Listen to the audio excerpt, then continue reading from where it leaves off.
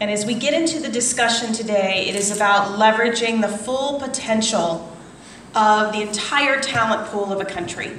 Something that each country, including the United States, is so critical and important to ensure the security of our countries. And when we look at it at U.S. Southern Command, we look at recruitment, retention, training, and advancement.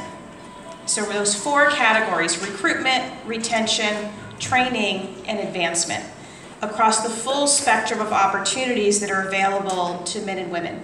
So as we get into the conversation, it is about how do we remove barriers, both seen barriers, those visible barriers, and then maybe the unseen barriers. So for example, I was in a country a few years ago, and I went out to the border of the country and meeting with the military that were on the border, and there were no women. And so I turned to the Minister of Defense and I asked him, he said, "Where are the women?" And he said, "Well, that's an interesting question." And so he went back and he asked his own team, and it turned out there were no women in the military on the border because there were no separate sleeping areas and there were no separate bathrooms. And so that to me is an unseen barrier. And nobody ever thought that that was a limiting factor to a woman serving in a particular role, because there simply were no sleeping arrangements. There are other barriers that come into training opportunities where you have to look at, are women getting the training opportunities that prepare women to be in senior leader roles? So they're both seen and unseen barriers. So at U.S. Southern Command, we've made it a priority to work on all of those issues with partner nations across the hemisphere. We've also looked at raising the profile of women. And we look at that as, in some cases, making the invisible visible. So we know that women have played a critical role in defense and security in our history, but we didn't always see them. And so doing those visible things where you see women in key leader roles across the defense and security sectors, so important. So we don't just do that on Women's History Month. We do that every day of the week. So if you follow us on our Facebook page at U.S. Southern Command, or you listen to the podcast of Women Breaking Barriers that your own Minister of Defense was interviewed as part of, every day of the week we are looking to highlight women in this hemisphere, in your country, in countries around the hemisphere, in the United States. Women are playing key roles so that over time, people see women in those roles. And then we know, people ask what success looks like. It's when we don't have to say that it's the first woman Minister of Defense or the first woman head of U.S. Southern Command. It's the 5th woman, it's the 10th woman. We don't even notice because we've seen women over time in these roles, and it's just normal. That's the end goal. And so it's a real privilege to be here with you today as your country takes a leadership role in ensuring the full integration of women across every sector so that our countries can be more secure.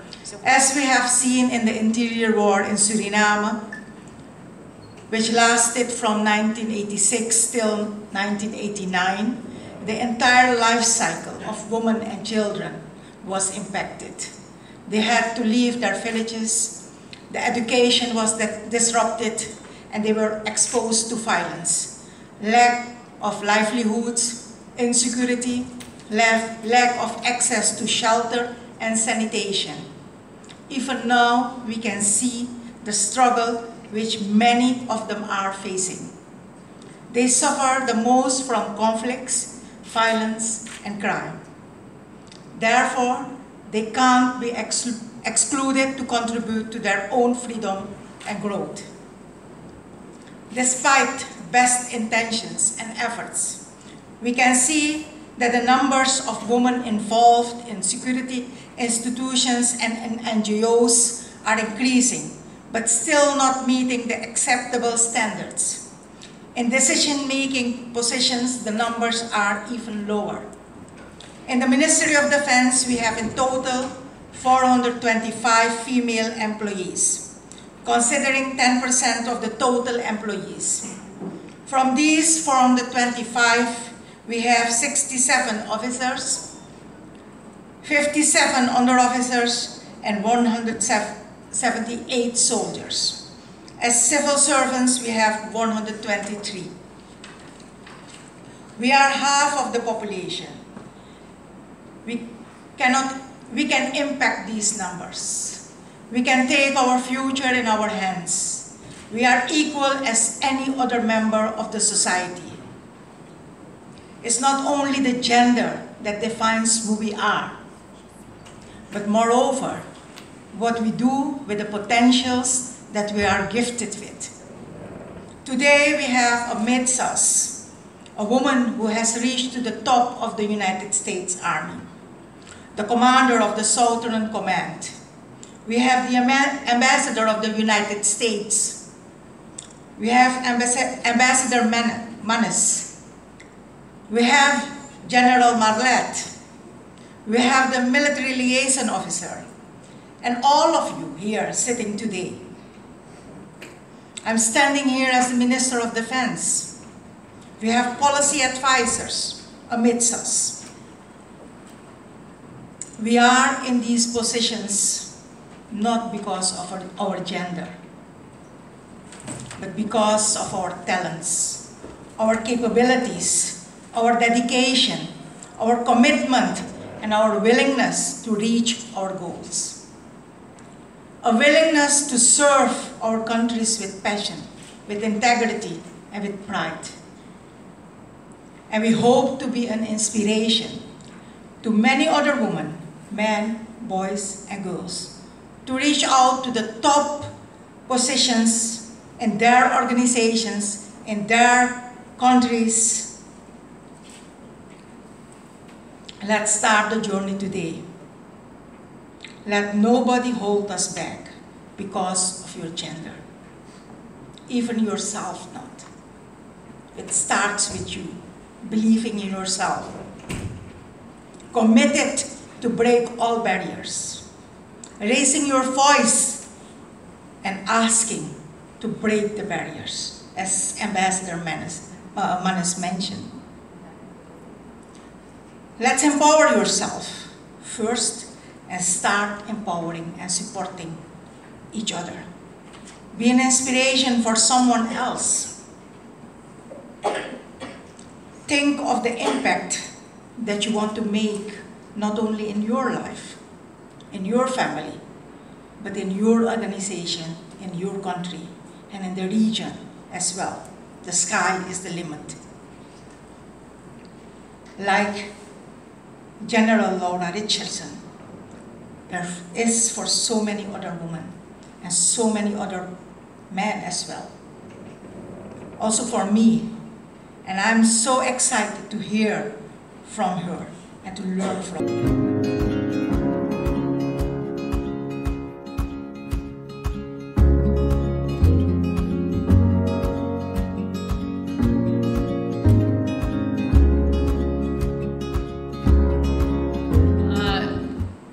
Good morning. Thank you so much for the introduction, Ida. Minister Matura, it is such a pleasure to be here with you and our Chief of Defense for Suriname, Lieutenant Colonel Kresen Werner. Thank you so much. And to see all of you here today, very, very special. I do want to give a shout out that the honors this morning were very special. Our United States national anthem is very hard to play, and the band did a tremendous job, and the honor platoon did a tremendous job as well. So if I might, we're all going to give you a round of applause.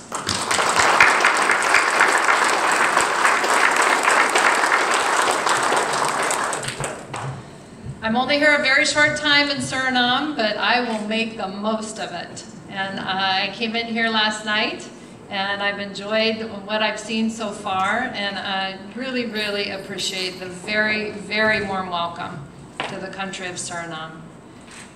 It just really is tremendous. The Minister of Defense came to the change of command for United States Southern Command. Our Secretary of Defense, Lloyd Austin, and also the Chairman Milley, General Milley, hosted that change of command. And it was just my honor that the minister came there for the change of command and to show the support. And so thank you so much again for visiting United States Southern Command and for hosting me here, all of you here to your beautiful country. I really, really appreciate that.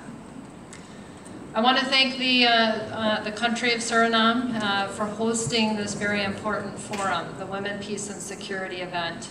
And we have, the room is full. This is a great event.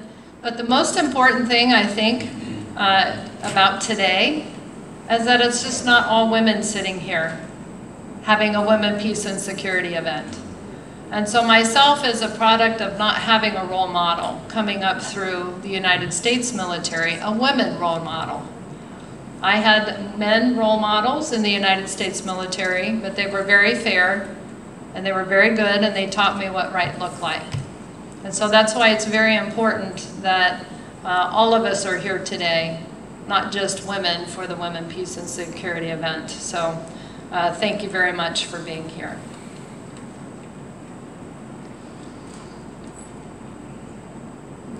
I'd like to thank the team here that has done such a great job in terms of putting on these events and working very hard to do that. So the protocol team from Suriname, Ida, and also Lieutenant Colonel Dewey Turner. Thank you for all the great work that the team does.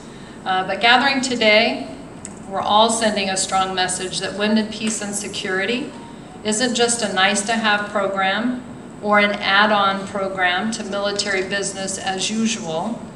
Women, Peace and Security is a core value, and that's how we look at it and treat it in United States Southern Command. It makes our armed forces more competitive, more resilient, more ready, and it's effective at it's very effective in terms of keeping our citizens safe. Minister Matura, you have been a role model to so many Caribbean and South American women over your 38-year career of service. You have been a police officer, a representative in the National Assembly, and now the Minister of Defense, and we're very proud of you. Last year, you shared your inspiring story on our Southcom Breaking Barriers podcast. You hosted our previous Chief of Staff, Rear Admiral Yvette Davids, to Suriname. And you inspired Southcom personnel when you visited our headquarters, as I mentioned before, for the change of command. Ambassador Williams, you and your embassy team are strengthening the bonds between the United States and Suriname, offering opportunities to young Surinamese women, like the Academy of Women Entrepreneurs. The Caribbean, as well as Latin America, is a hallmark of democracy and a clear example of the progress we've made in achieving gender equality. You have Prime Minister Mia Mottley in Barbados, Vice President Francis Marquez of Colombia, Vice President Fernandez de Kirchner in Argentina, and Chief of Defense Antoinette Weems Gorman of Jamaica, just to name a few.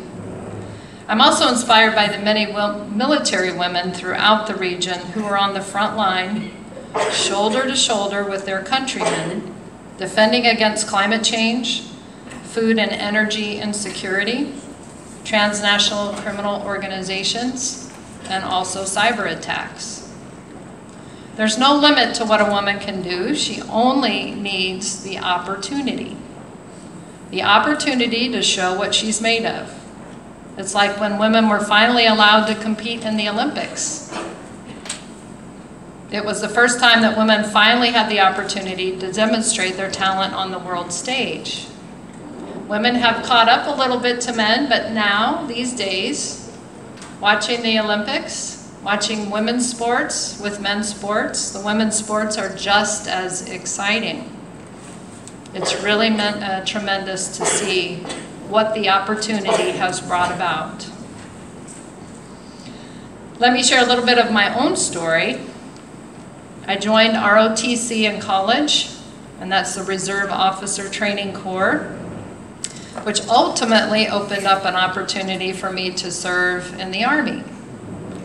I also love to swim. I was a competitive swimmer when I was a little kid growing up. And for me, joining the military allowed me to combine my talents and interests into one profession, and it gave me the direction I needed and provided huge opportunities to serve my country. I was also afforded the opportunity when I joined the Army to become a helicopter pilot. And there weren't a lot of women helicopter pilots when I joined a long time ago. I'm not going to tell you how long ago. Of course, I was coming up in the ranks. There were very few people that looked like me. So I've had to find mentors with different backgrounds, both women and men, but mostly men. I'm talking about the kind of mentors who don't just offer advice, but mentors who advocate for you and are personally vested in your professional success. I want everyone in this room to look to your left and to look to your right. Go ahead. There was someone here in this room that needs a mentor, and others who are willing to be a mentor. I want to challenge everyone here today, regardless of gender, race, color, or creed, to be members or mentors, to be mentors for the next generation of women leaders. Of course, there are still challenges in achieving full gender equality across the region, but if we keep making gender equality a priority in both military and civilian institutions, I have no doubt we'll keep pressing and moving forward in this initiative. The way I look at it is that when our nations open up the talent pool for the other 50% of the population, we make our organizations, again, we make them more ready, more competitive, more efficient, and more successful. There's no doubt that countries where women have more freedoms are more prosperous. The threats we face are so cross-cutting. They're very complex, and there's no nation that can afford to overlook half of its population. It's up to all of us to give even more women the chance to get in the fight and strengthen the national security of all of our countries. Let's remember that as we meet together here to share best practices, our goal is to make sure that women out there, no matter her background, race, or education, can climb as high as her hard work can take her. Thank you very much. It's my honor to be here today, my honor to see all of you, and I look forward to the great questions and the good discussion. Thank you very much.